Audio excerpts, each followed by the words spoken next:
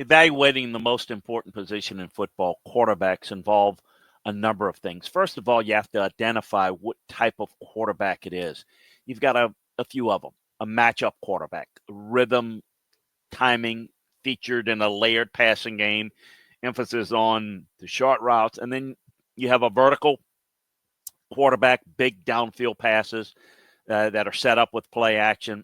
And then in the modern era, you've got more athletic quarterbacks that can move out of the pocket, some design runs, some design run to throws.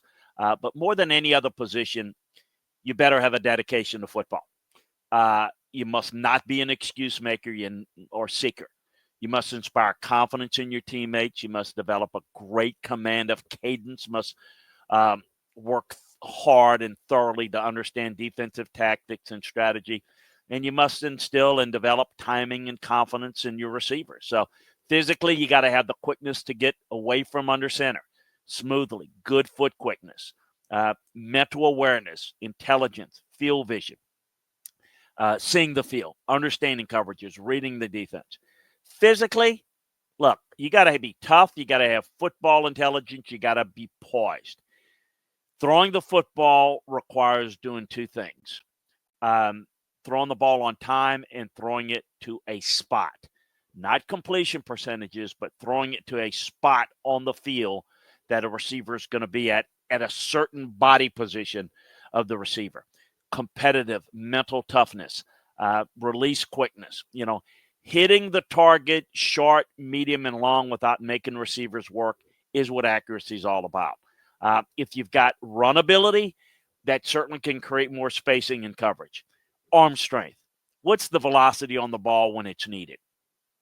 Does it meet the type of velocity in the tight spiral to get through wind conditions? Can you throw the football horizontally without it being picked because it hangs in the air? Can you throw falling away from pressure with only your arm? Gone are the days where you're looking at you throw with just your legs. Pocket passers do that. But if you look at Patrick Mahomes, for example, Josh Allen, they throw with just their arms, have great velocity on the out route. Those things are, quite frankly, indefensible when they can throw those things accurately. Can they throw the deep ball with a little effort, or do they need to get in a deep drop back and throw it from their legs? Well, that takes more time, whereas the ability to flick it, throw it with different arm angles and different platforms requires unique arm strength. So the greater your arm strength, the more you can minimize some of the other critical factors. Your body size, your strength. Do you meet the height, weight, and strength requirements for the position? That's important. What would you like? You'd really like them to be at least 6'3", 225. But if you're not that big, if you're a Drew Brees type, can you make up from it? He's not tall. He wasn't tall, but he had explosiveness from out under center, and he got deeper in his drops. So he was running a lot of 9-step drops when others were running 7-step drops because he needed that extra drop distance to be able to see over his offensive lineman. Those things are really important. The ability to make plays with your arm and your legs are critical. Speed, rollouts, sprints, throwing at the stride point, natural running ability to avoid the rush, and scrambling ability. I think when you look at athletic ability, what are we talking about? We're talking about quickness, agility, balance, change of direction, body flexibility, run ability, feel for where the pressure's coming from and avoiding it, but being able to escape from it when you do feel it. And the physical ability to adjust to pocket pressure. You see it or you feel it, then you got to be able to move. Ball mechanics. The ability to sell play action. Setup quickness, delivery quickness. What is the type of release? You can release it different ways, but it's going to affect maybe how you coach and teach the guy on what type of quickness. But the biggest thing is if it's a quickness from the throwing point to release, it's critical. Got to get the ball out on time. It's not just so it doesn't get defended, but so that it can get to the receiver at the right time. Remember, it's ball placement, so ball timing. If you're late with it, you're going to be inaccurate because the defender is going to have more time to break on the ball. And then the setup quickness away from center, the speed to the throwing point, the body control on the move, effectiveness on rollouts and sprints, the foot quickness. You want to have your three-step drops to be in the 0.76 area, no slower. 5 yard 1.0, 7 yards 1.3, and 9 yards 1.75. If it's slower than that, you're going to have a problem. And then the avoid skills and scrambling ability, just natural running ability, the ability to avoid the rush, the feel and sense pressure.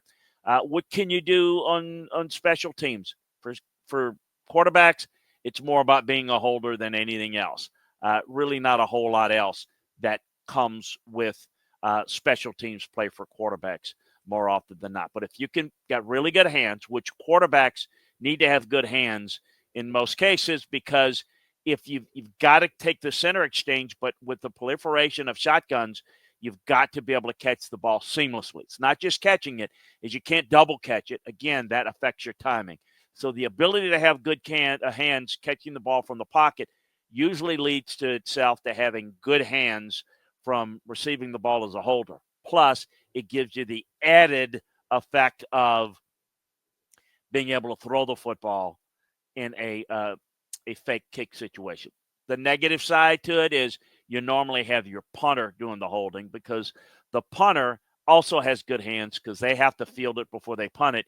And the reality is, with not enough players, your starting quarterback or your backup quarterback is going to be busy in teams when the kicker and punter is going to be on the special teams field. That's why most punters are your holders. But hope that gives you an idea about what you're looking for in quarterbacks. Let me say this. There's some positions where you can have a little bit of a bad boy, a guy that's on the edge, that likes to do his own thing, that maybe likes to party a lot. Your quarterback better be the leader. A great pass rusher can have some character questions and you can get away with it. You can't have it at the quarterback position. Everybody responds and looks up to the quarterback. And if you can't lead, if you can't be the face of the organization, you're going to struggle being the quarterback. It's about the ability to not do everything that you're asked to do. It's about the ability to go above and beyond. It's what made the greats the greats. Tom Brady, Peyton Manning. In the modern era, it's Patrick Mahomes and Josh Allen, and those guys do above and beyond. But it is in the age where we're looking at the guy's physical attributes and how it compares to their ability to do things athletically.